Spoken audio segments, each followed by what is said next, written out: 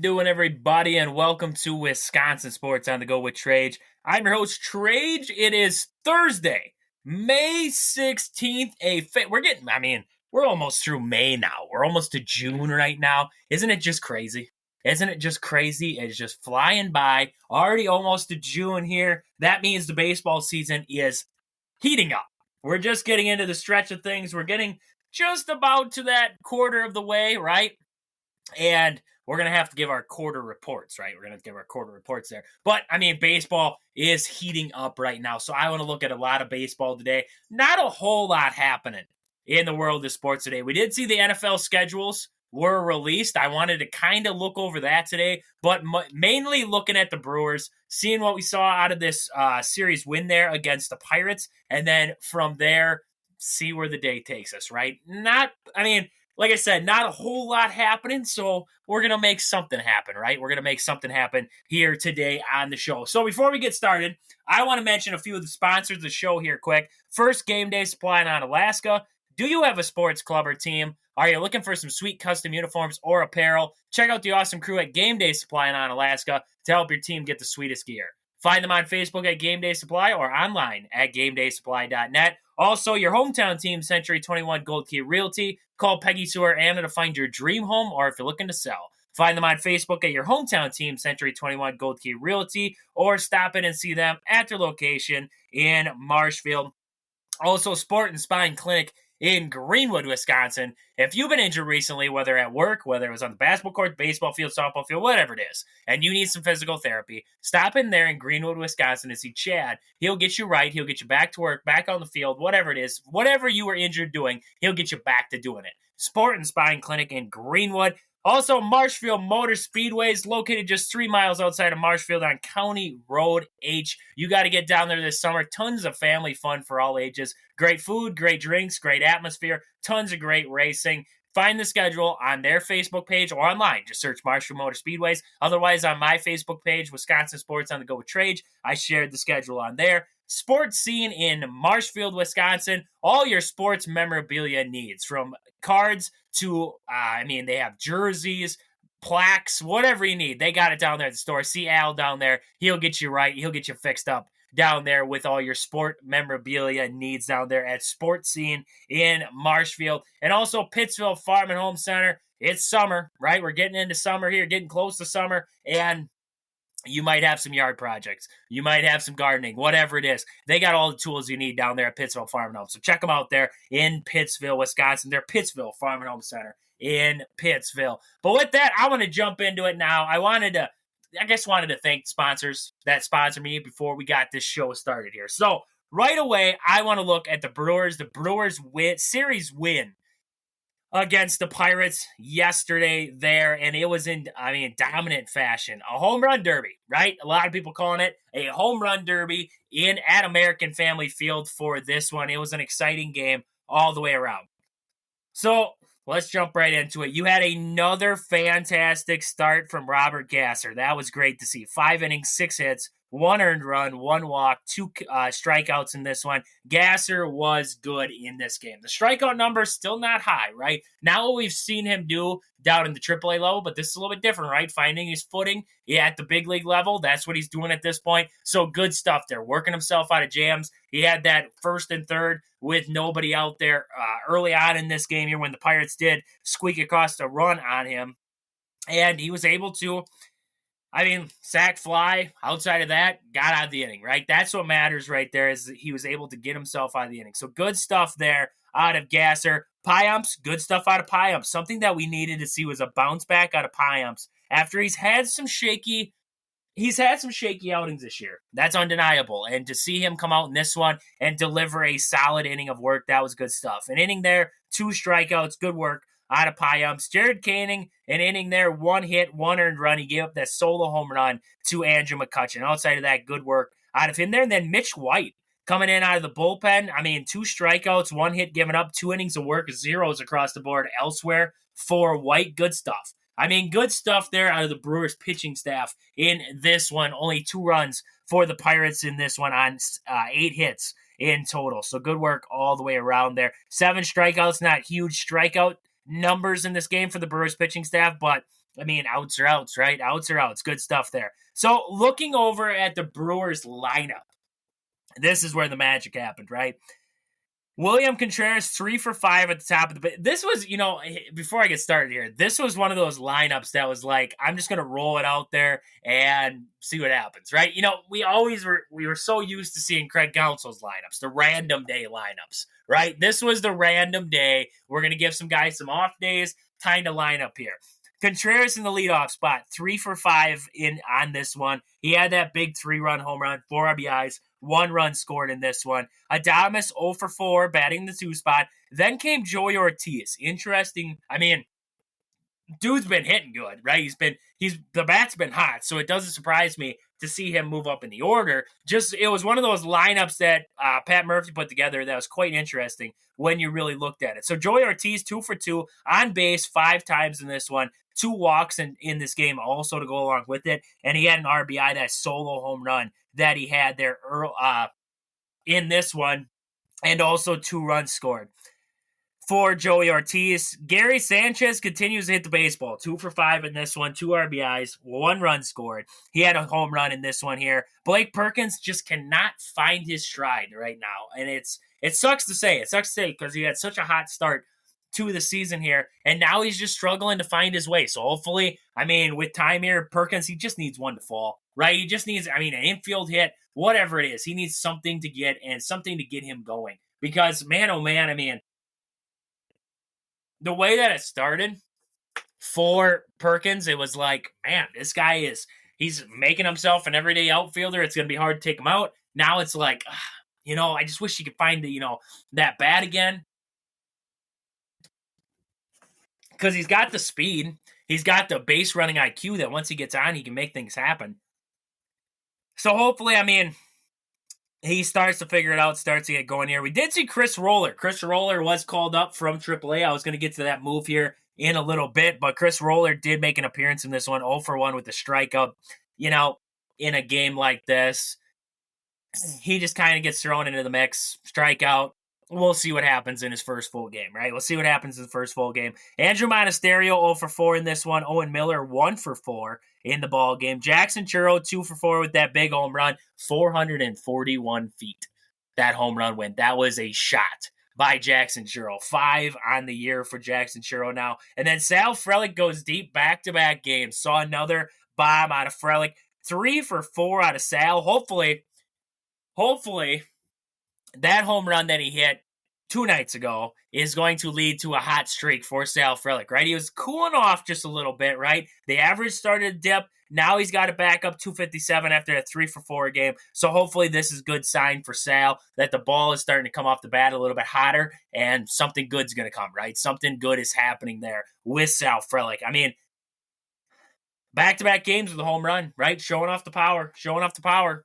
And that's good stuff if you ask me. So Brewers get the series win, right? 10-2. They beat the Pirates. They win 2 out of 3 here. They got an off day coming up today here. They're going to be taking on the Astros then over the weekend. We'll get more into that series in the weekend preview show here coming up tomorrow there on the show. We'll talk more about that in total. But, looking at this Brewers team right now, standings-wise, the Brewers still out front by a game and a half right now. They're on that 2-game win streak. The Cubs did beat the Braves, so they remain that 1.5 back. The Pirates dropped their 7.5 back of the Brewers now. Cardinals did jump out of the cellar, right? They're no longer in dead last. They are in second to last now. 7.5 games back of the Brewers. They've won 3 in a row now, so watch out for them pesky Cardinals, right? They're finding their stride. Right now. They are currently playing the Angels, so I don't know if you can count that as finding your stride out there as much as anything. I just wanted to see. I'm looking at that, some of the, Goldschmidt's got the average up over 200. He's at 208 now, entering that game that they're in right now. So interesting stuff there. Coming out of the Cardinals, I don't know. Maybe Goldschmidt's starting to figure it out. Maybe the Brewers helped him out. I don't know with that one. The Reds currently, they're 8 games back, though. The Reds have been scuffling. After that hot start to the year, they have slowly kind of dipped back. 2-8 in their last 10 games. Not a great stretch of baseball for the Cincinnati Reds. Their run differential right now is at -3. The Cardinals is at negative 45.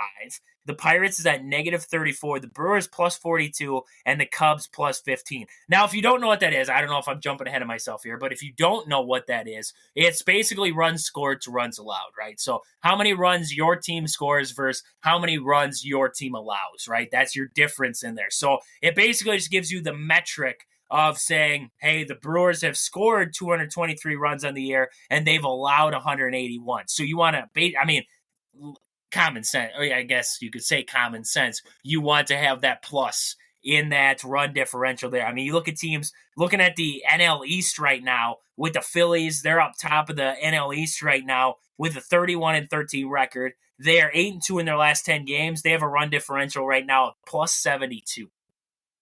Wowza. Plus 72 on a run differential right now. That's some crazy stuff coming out of the Phillies. They've pushed that lead over the Braves there. The second place Braves, 26-14 are the Braves right now, 3 games back of the Phillies right now. Their run differential sitting at plus 48. They're followed up by the Nationals, then the Mets, then the Miami Marlins in there right now. The Nationals 10 games back, Mets 11, and then the Marlins at 18 and a half games back. As of right now, I mean, outside of the Phillies, some teams in that division scuffling also. I mean, look at the Braves, 6-4 in their last 10, and then you look Nationals 4-6, Mets 3-7, and then the Miami Marlins 4-6 in their last 10 games. The Los Angeles Dodgers right now, 29-15, they lead the West right now, plus 84 in that run differential right now. Looking down the line there, then comes the San Diego Padres, 8 games back of first place right now. They're 4-6 in their last 10. The Arizona Diamondbacks have been hot as of late here. They still remain 8 games back, but they are 7-3 in their last 10 games. Run differential sitting at plus 15. Starting to find their ground, right? Starting to, put something together. Maybe the Diamondbacks start to create a little bit of a run there. San Francisco Giants, they're coming in 19-25 right now. They are currently sitting 10 games back of first place. And then the Colorado Rockies at 15-28, 13 and a half games back.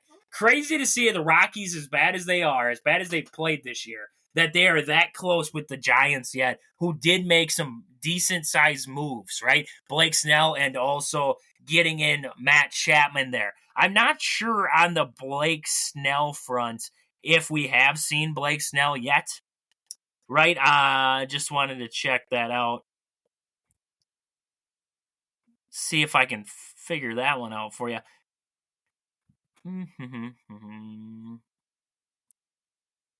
Yeah, we have seen him 3 starts so far on this young season so far. I mean, so we've seen Blake Snell a little bit, and they also have Jordan Hicks, a guy who I saw an interesting stat with him. He's actually lost.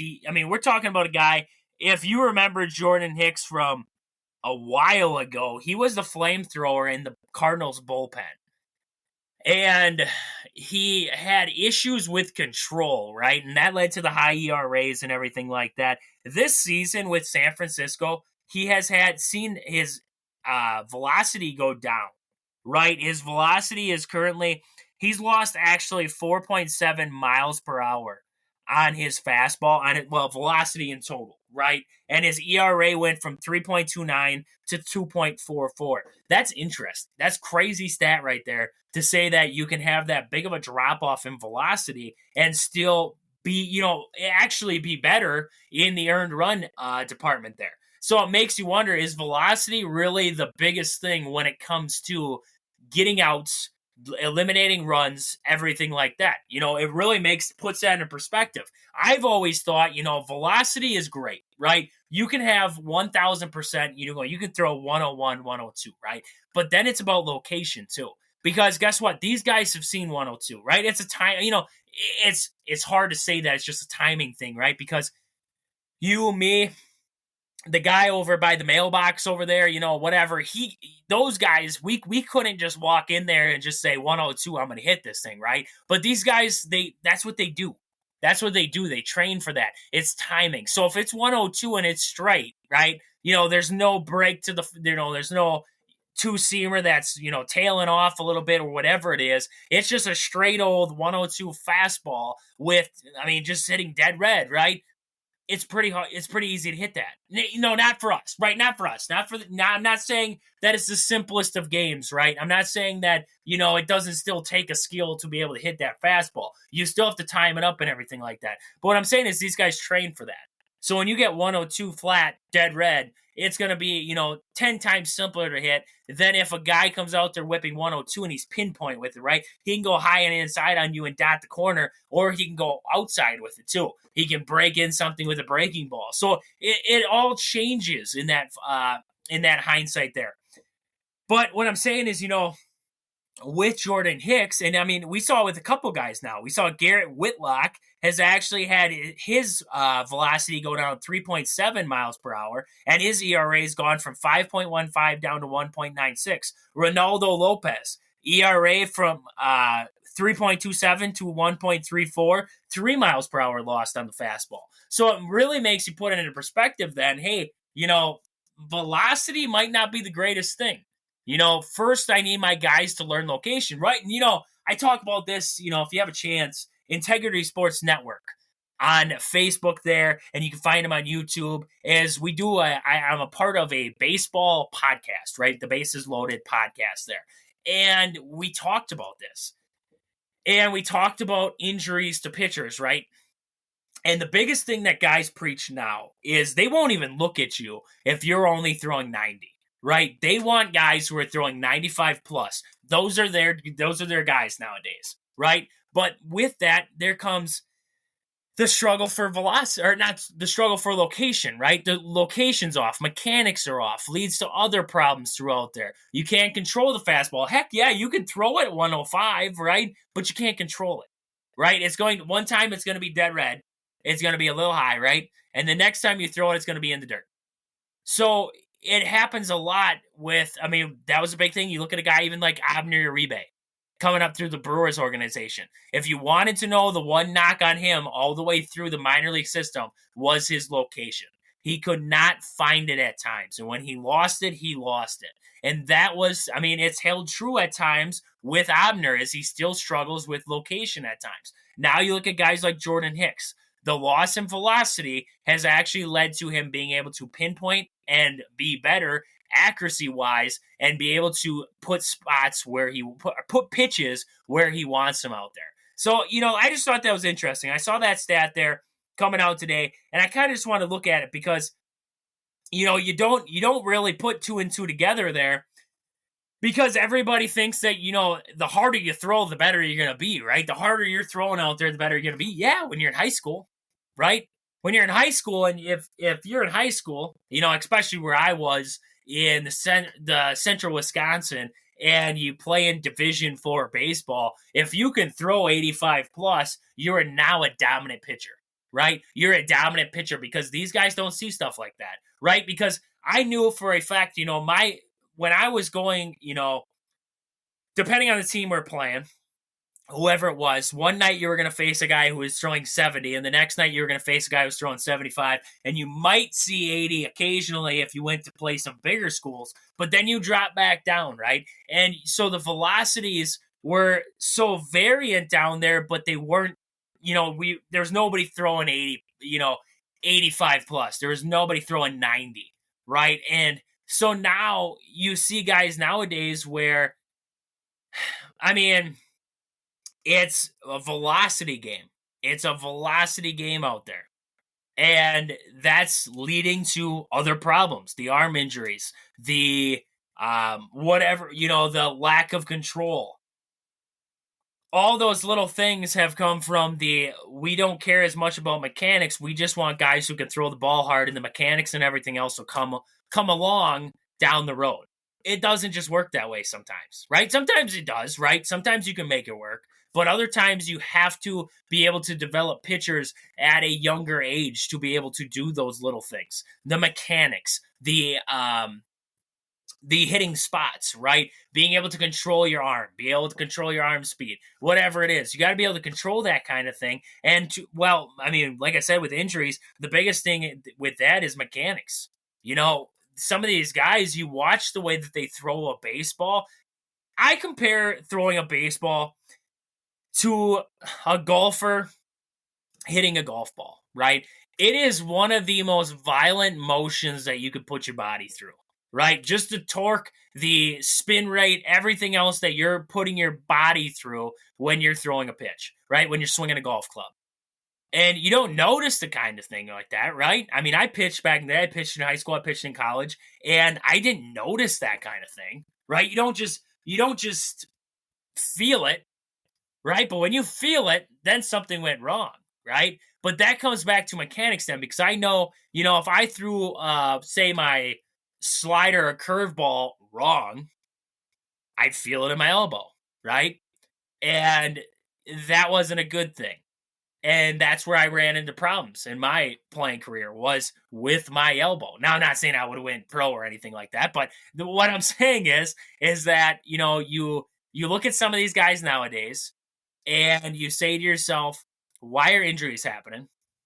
Why is all this stuff happening now? It's because we don't care about mechanics.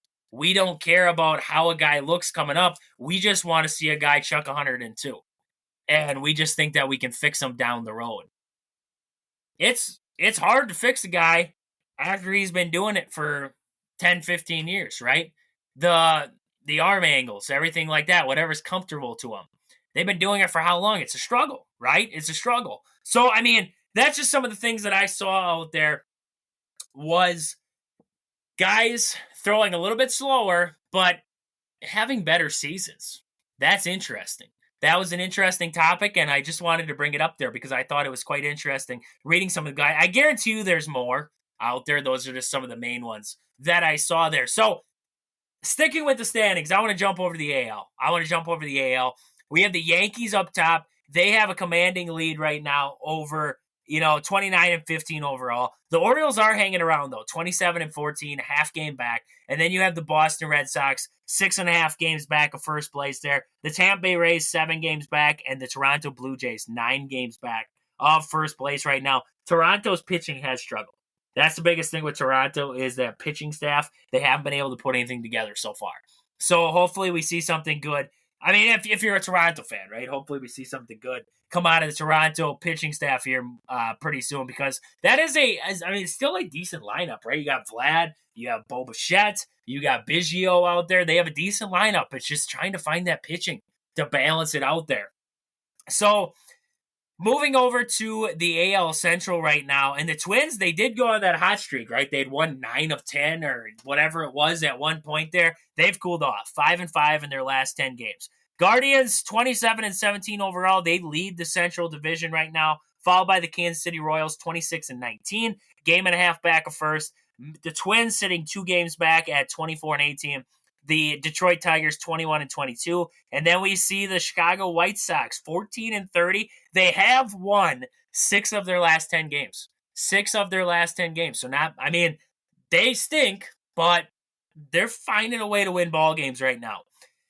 Looking over at the AL West, kind of a surprise in the AL West right now. The Seattle Mariners lead at 24-20, followed by the Rangers at 23-22. Then we have the Oakland A's coming in at 19-26, 5.5 games back of first place. The Houston Astros, 18-25. They're 5.5 games back, 6-4 in their last 10. And then we see the Los Angeles Angels right now, 15-28 overall. They're 8.5 games back and 3-7 in their last 10 games. The Oakland A's, like I said, they're just like the Toronto Blue Jays. Can't find the pitching, but they've been scoring runs. They've been putting runs across the board. It's just trying to balance it out right now. They get in a lot of high-scoring games simply because they cannot pitch their way out of things. Right, that pitching staff is not great. You look out at the bullpen, though, they have a solid bullpen. I shouldn't say solid bullpen. I should say solid closer, right? We're looking at a guy closing down games out there in Mason Miller. He's out there chucking 102 with, like I was talking about, command. And this guy might be one of the better closers in all of baseball right now. So that's an interesting storyline to follow there. But you look at the you look at the hitters for him. Abraham Toro. Brewers never gave him a real shot. He's hitting 287 out there with the A's right now. 4 home runs, 17 RBIs. This guy has been hitting the ball well for the A's on this young season. And good for him, right? Good for him. You're playing for a dumpster fire organization with an owner that basically just wants to get rid of you, and yet you're still finding ways to produce out there. So can't knock it. Can't knock it. Good stuff there out of Abraham Toro and these A's players who are basically playing for an owner that just wants to move the team and be done with it. He just wants to be done with this whole mess, and that's about it. So with that, that's about all I got on the baseball front. We're going to be talking more about the Brewers weekend series coming up here tomorrow on the show. We got lots to talk about with the weekend coming up here with the Brewers and everything else. We got the farm report coming up tomorrow. We got lots happening tomorrow here on the show. But with that, I want to look. The NFL did release the schedules, and we do have the schedule for the Green Bay Packers. Now, I'm going to get more into the schedule probably on a later date. But I kind of just want to look at some of the interesting ones, see where I think the Packers might sit in this schedule and see where the tough sledding might be, right? There's portions in your schedule every single year where you might have a tough stretch, right? And especially with the Packers, like I talked about yesterday there, they have one of the tougher schedules in all of football. So, I mean, it's going to be one of those years where the Packers, they're still young. Ken Jordan Love put together a full season now, right? We saw it for 10 games last year, or whatever it was, whatever it accumulated to there. But we saw it for a stretch last year. Let's see it for a full one now, because you're going to need it, especially against a pretty good regular season grouping here of teams you got to play. So preseason wise, they start up August 10th. They're going to be taking on the Cleveland Browns. Then they got the Denver Broncos, and then they'll play the Baltimore Ravens. First week, we already know about that one. That's going to be the game in Sao Paulo. That'll be against the Philadelphia Eagles. Technically a road game for both teams, but the Eagles will be the home team for that game down there in Brazil. The Indianapolis Colts, that'll be a game on September 15th. That'll be second week of the year at Lambeau, followed by another AFC South opponent, the Tennessee Titans. That'll be at Tennessee for that one. Then we get into the NFC North. September 29th, we will see the Minnesota Vikings for a matchup there at Lambeau Field That'll be week 4 there. Week 5, they travel to the Rams. Week 6 is the Arizona Cardinals. That'll be followed by week 7. They will be taking on the Houston Texans at home at Lambeau, followed by the Jacksonville Jaguars. That'll be at Jacksonville. The Detroit Lions will be coming up on November 3rd. Next up, they have a bye week, week 10, followed by the Bears. They'll be traveling to Soldier Field in week 11 to take on the Bears. San Francisco 49ers on November 24th. November 28th, then, that's going to be a quick turnaround. This is a tough turnaround. The Miami Dolphins. On the Thursday after, that'll be the Thanksgiving game there on November 28th. So they have the Dolphins for that one. That'll be a night game. So that helps out a little bit, but still that quick turnaround between playing the 49ers and the Dolphins. The Detroit Lions then on December 5th. So you're going to have Detroit Lions pretty close there, about 3 weeks in between it there, where you'll have the Lions. You'll be traveling to Detroit for that game, followed by the Seattle Seahawks on December 15th. December 23rd, they'll be taking on the Saints there, Monday Night Football. And then on the 29th, they will take on the Minnesota Vikings. And then the last game of the year will be against the Chicago Bears at Lambeau Field. That one is still to be decided yet. That's that week. They figure out, playoff implications, everything like that, and then they'll put you in a spot, right? So you might play a night game, you might play on Saturday, right? Because I believe that weekend they're going to have Saturday games. So you might have a Saturday game, whatever it is. They'll figure something out there with that week 18 game there. So, I mean, looking at the schedule, you start out with the Eagles. The Eagles are still a pretty, decent team. You got Jalen Hurts, you got a decent team out there at the Eagles, but you're going to be traveling for that one to Brazil. Then you have the Colts. That's a question mark team, right? Anthony Richardson coming back from injury. You don't know what you're going to get out of him yet. That should be an interesting matchup. The Tennessee Titans, I still believe they're a little bit away from being a great, over the top team. I think they're still going to struggle in this season. So should have a couple of wins there. The Minnesota Vikings, I got to say, it's going to be how J.J. McCarthy fits, right? Because they have T.J. Hawkinson, they have Addison, they have Justin Jefferson. If everybody stays healthy on that team, they have a pretty good team there. So that should be a good matchup there with the Vikings. So a pretty decent start for Green Bay, not a crazy tough schedule there. But then you get into the Rams. That's a team, they've given you problems in the past. Stafford's going to be ready to go. You're going to have Puka Nacua to deal with. You're going to have Cooper Kupp to deal with. That could be a good matchup between Sean McVay and Matt LaFleur there. Follow that up with the Arizona Cardinals. I still don't know what to expect with Arizona. I still think they're a ways away. This is going to be a tough matchup then following that one up. The Week 7 matchup there with the Houston Texans. That's at Lambeau, but you got C.J. Stroud coming to town there. That might be a tough matchup for Green Bay, taking on the Houston Texans. I know it's in Lambeau, so that's going to help, but this is going to be a duel, right? This is a duel that we would have loved to see last year, second half of the year, between C.J. Stroud and Jordan Love, because both were rolling. This is going to be a big matchup here between the Texans and the Packers. This is the tough stretch for Green Bay, I believe, right here. Texans, then you travel to Jacksonville. Now, Jacksonville last year did struggle, but I believe they might have a bounce-back year this year. So that's going to be a tough one traveling to Jacksonville. Then you have the game against the Lions. That'll be on November 3rd. That's going to be back at Lambeau, but still going to be tough. You have the bye week, but then you travel to Soldier Field to take on the Bears, the revamped Bears. I don't know what the Bears are going to look like, right? Caleb Williams could be going off. Caleb Williams could be a dumpster fire, right? We don't know. We don't know where the Bears are going to be at, head coaching-wise, offensive line-wise, anything right now. So the Bears might be tough there. Then you have that stretch. The 3-game stretch it's 2 home games, and then you will travel on the road. But you have the 49ers, and this is that short week. The 49ers followed up by the Miami Dolphins on Thanksgiving, and then you have the Detroit Lions at Detroit for that one. Seattle is going to be tough at Seattle, and then you have the Saints followed by the Vikings and the Bears. So, all in all, you look at the schedule for Green Bay, they're going to be, barring that something goes wrong,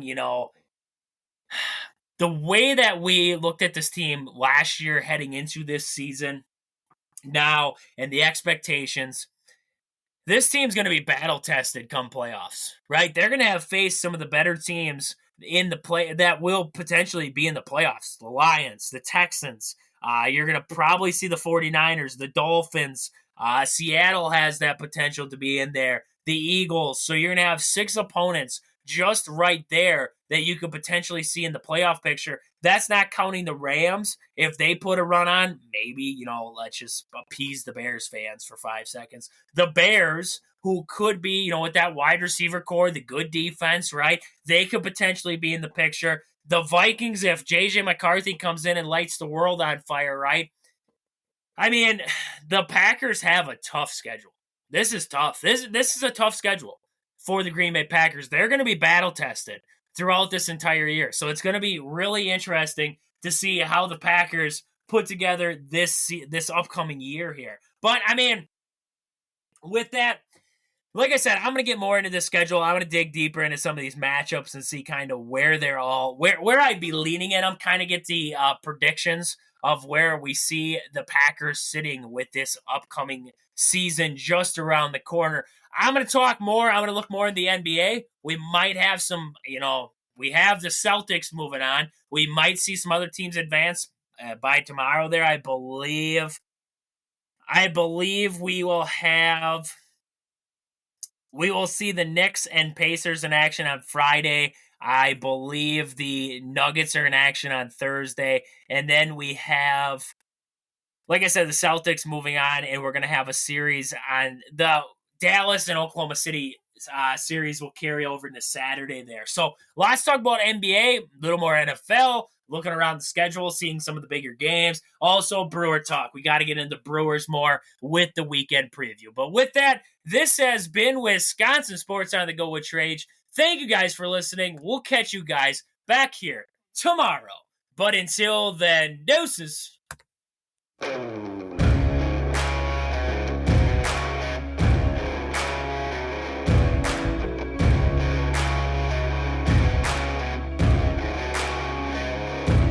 Yeah, oh my Lord, watch me sway. Darkness falls and we all pray, hoping for the light of day. Down to the river, I have held the devil's hand, felt the weight of my own sin, burdened by the heart of man. Down to the river, down to the river.